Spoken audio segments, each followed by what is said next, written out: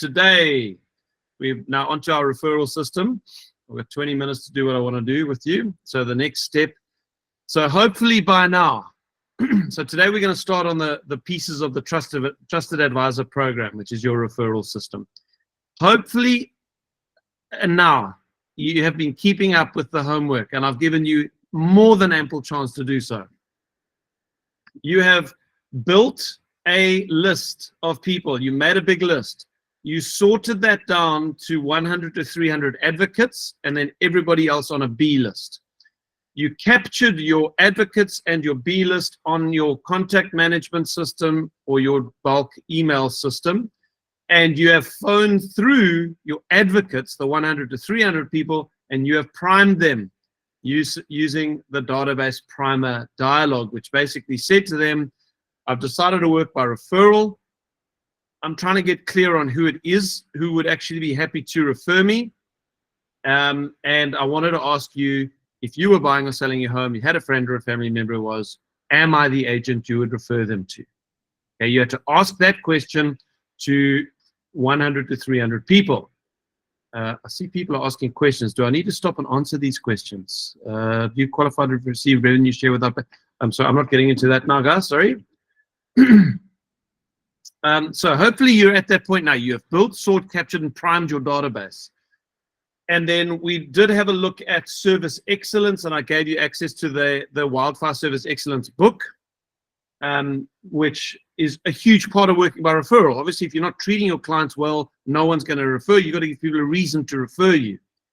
So that's kind of where we're at the moment. We have the Apple tree now all set up, which can produce repeat and referral business. But the whole thing with the Apple tree is you've got to now nurture these relationships. You've got to have constant contact, constant relation. You've got to keep in touch with your advocates and then with your B list as well. Once a month, you're going to send a newsletter to everyone. And that's what we're going to now start going through. What are the different written communication and then combine that with personal contact techniques that you use in order to work by referral? How do you build relationships with 300 people? You see, here's the issue. If your database was simply your kids, for example, you got 3 kids and they live in the same house, or you have contact with them once a week, building a relationship with your children hopefully does not require a system. Although I've told you before, I've got a little system that reminds me to buy my wife flowers, and it works for me. Like once a month, I get this thing that pops up, buy Danielle flowers. Oh yes, jump online, and she loves it every time she gets flowers. So I think you can even build systems into your most intimate relationships. But here's the problem with this. You can't, it's got to be more than just organic contact, because you're not going to have organic contact with these 300 people like you do with your children. You're going to need a system that requires certain daily disciplines, certain tasks that you do each day. You put them into PropCon or your CRM system, and it reminds you every day who the people that need to be phoned today, who are the people that need to get a pop by this week, that's a face-to-face visit, who are the people that need a handwritten note, when you're going to next send your newsletter out.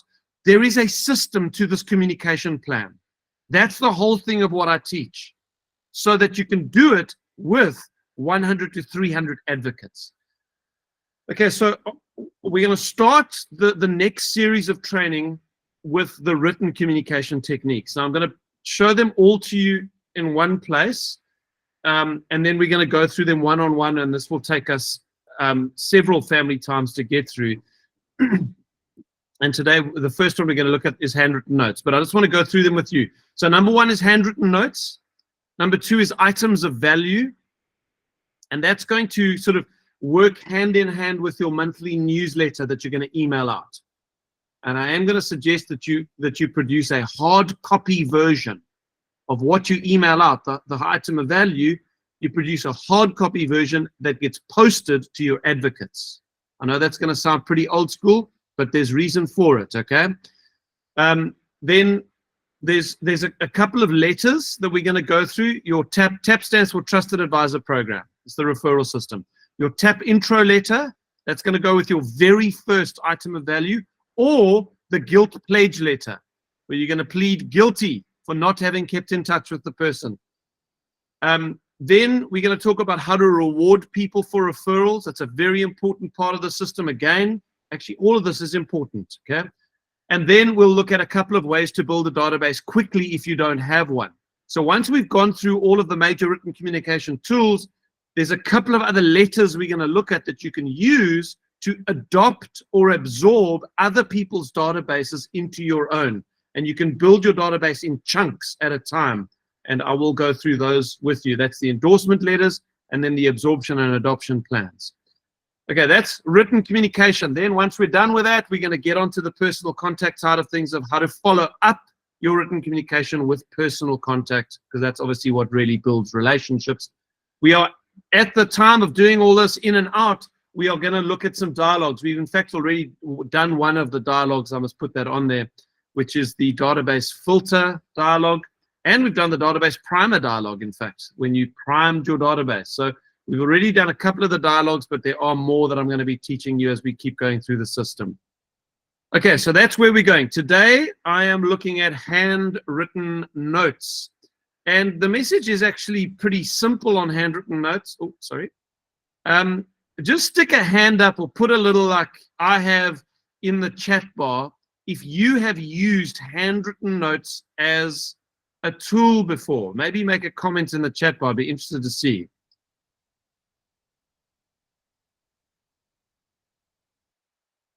I see Ash Rodder has put her hand up. Nat Gavin has put her hand up.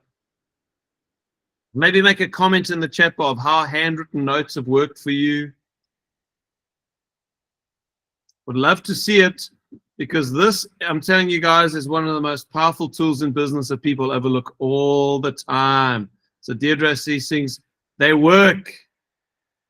Paul and Alette, I did when I started with this program. I'm reading into that, Alette, that I don't do it anymore. I've lost the discipline. Well, hopefully we can get you picking that up again. Chris Whaling says it works.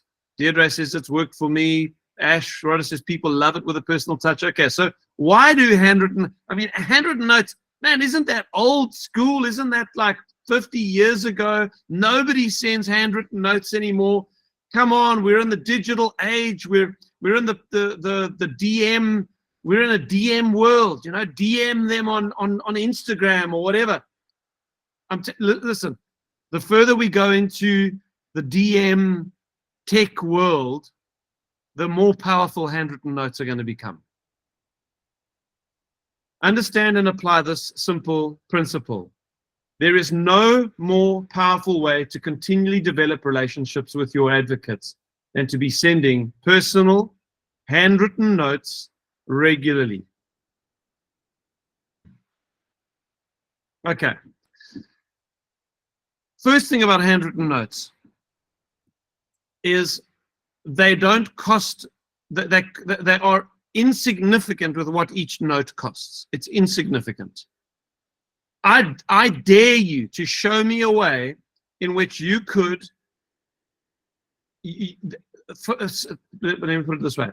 I dare you to show me a technique that costs as little as handwritten notes do, that have as much relational impact as handwritten notes do. The impact these have on people is so disproportionate to how much they cost you. It is a no-brainer to use them when you understand them. There is no more powerful way to continually develop relationships with your advocates than to be sending them personal handwritten notes. Every time someone gets a handwritten note from you, one of your advocates, if they get a handwritten note every 3 months, which is what I'm going to teach you to do in the end, every 3 months they get a note. Every 3 months, your relationship gets a massive boost in how the people trust you, feel warm about you, want to see you, want to support you, and are happy to refer you. Okay, so just to illustrate this to you, I've got a little discipline of sending handwritten notes, and I constantly get, I can't tell you how many times this happens. Somebody sends me a photo of the note I sent them. and says, so this was Lisner, says, look what I received today. Super special. Thank you, my friend. I appreciate it. Looking forward to tomorrow. That was before the webinar. So she sends me a photo. Here's another one. This was from Brad. So Brad's note said, dear Brad, it's been a delight to watch you strategize and build the legacy brand and spread your leadership wings through it, together with the value that you continue to bring to our greater EXP community. I'm proud to know you and be in business together. Sincerely, Stephen. It's not that hard to write a meaningful note. Brad sends me this, a photo of my note. Morning, Steve. Thanks so much for your handwritten note received in the post yesterday and for the kind words. It was a very pleasant surprise to receive a stamped letter in the post. See how unusual it is. When you get an envelope with a stamp on it. Old school. It's powerful. Old school's cool. Can't think when that last happened, he says. I get lots of that. I'm just showing those to you as an illustration. They are so powerful. Now, why are handwritten notes so powerful? Let's think through this.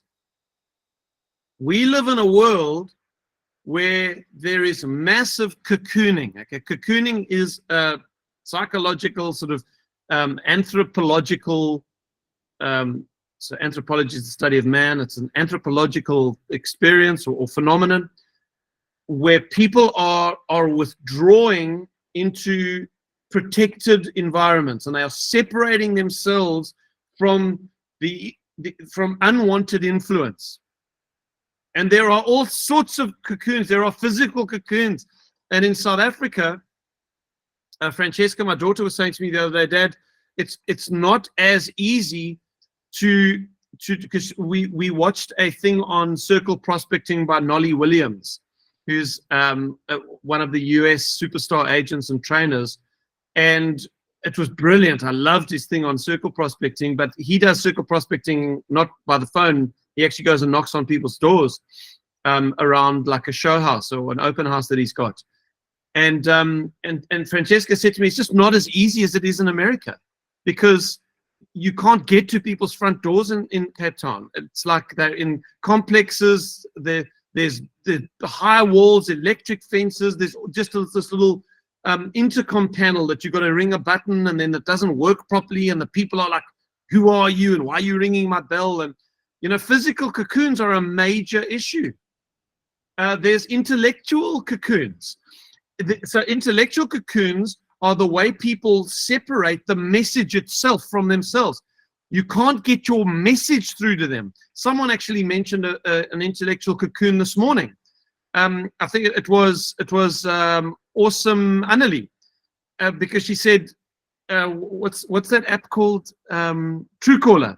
Said Truecaller now recognizes her as Awesome Annalie. I've got Truecaller on my phone, and I get a spam call, and it tells me spam, and I just red button it, and then I go in and I block the number. They don't even get their message through to me. It's an intellectual cocoon. Then there are, of course, the emotional cocoons, where people are skeptical. They're standoffish. They are difficult to get through. You might be able to get your message through to them, but they don't trust you. There's an emotional cocoon there. And then the elimination cocoons. Email is a tremendously vulnerable victim of elimination cocoons. I've read somewhere that 96% of emails don't get fully read. And they're not kept. People just delete emails. Delete. So you send a newsletter once a month to your B list, and that's good because you can send it to 10,000 people.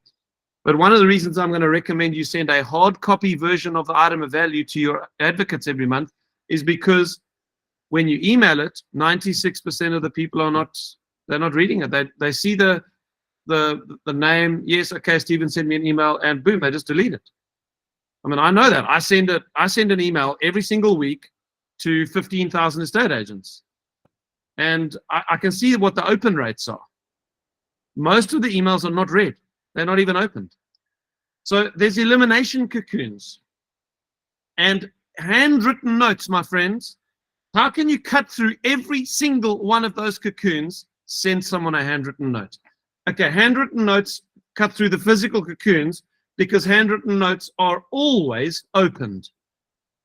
Can you imagine someone, and just note for yourself here, that within arm's reach of my desk where I work, there are a pile of handwritten notes, that's like the one you saw on the screen, envelopes, and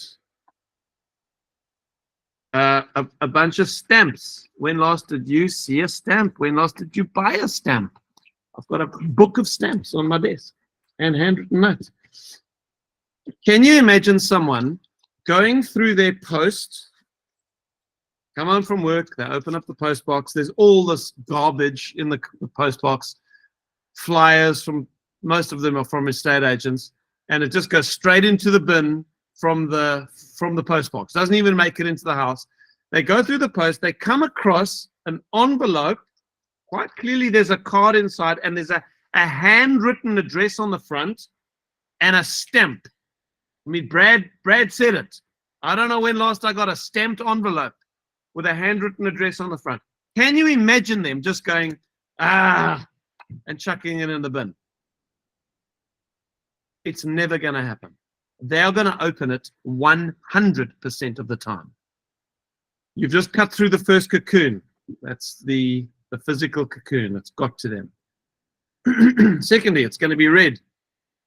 They're going to open up the card, and they're going to see, oh, wow, look, there's a note inside. Okay. It kind of flops open a little bit, and they can see handwriting on the inside. And they see their name. Can you imagine the person now closing this up, tearing it in half, and throwing it in the bin, saying, oh, what a waste of time? No, they are now going to stop. This is like you get someone to actually open your email, but how many of them actually read through the whole email? Hardly any. 4%. How many of them are going to read through the whole handwritten note? 100%. You've just cut through the intellectual cocoon. Third one, emotional cocoons. Handwritten notes always touch people emotionally. This is more than just the communication of information. It leaves people with, as we call them, the warm and fuzzies. And guys, if you want to work by referral, you've got to communicate expertise as an agent. People have got to be able to trust you from a professional perspective, and that's going to be what we do with the value items, okay, with the items of value. But you've also got to get them feeling warm and fuzzy about you, like they like you, they trust you, like you are a positive, encouraging, wonderful voice in their life. How do you do that? How do you get people feeling like that about you? There is no more powerful way to continually deepen relationships with your advocates than by sending handwritten notes regularly. Now hopefully you're getting a little taste of that point I made to you earlier, that the power that these things have compared to how much they cost per note, it is the most disproportionate relationship in real estate, how powerful these things are. Okay, then the last one is the elimination cocoons. Handwritten notes are often only thrown away months after they are received. You'd think it would be like a fast food meal. You have the container, you eat what's inside the container, and then you throw the container away. You read the note and then you chuck it away. People have a conscience attack when they read a handwritten note. They read it, it makes them feel so special, and then it's like, what do I do with this thing now? I can't throw it away. It's like it's so special. And okay, well, let's just put it on the bookshelf, and then it sits there for the next 6 months. And every time they see it, they think of you. Every time they see it, they think of you. It gives them the warm and fuzzies. It has such long-term impact.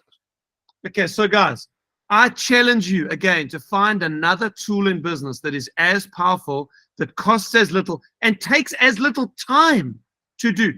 From start to finish, I can write Sharon Moodley a note, put it in an envelope, put her address on it, put the stamp on that, start to finish, 3 minutes. And I can do that 5 times a day. 15 minutes a day sending handwritten notes. I'm telling you, it'll change your life. It will change your life. It'll change your business if you institute a discipline. Now, that's the next point I need to make here, is to become successful by writing handwritten notes. You don't win the hearts of the world with one note. You have to do this every day. This has to become a daily discipline, and you've got to be sending multiple notes a day. And I'm telling you, it builds up over time. If you have, after a year, been sending 5 notes a day, you have touched hundreds of people with handwritten notes over that time. And there is this massive groundswell of support and of good feeling, of goodwill towards you, that begins to build momentum over time. Okay, so guys, some homework for the next 2 weeks.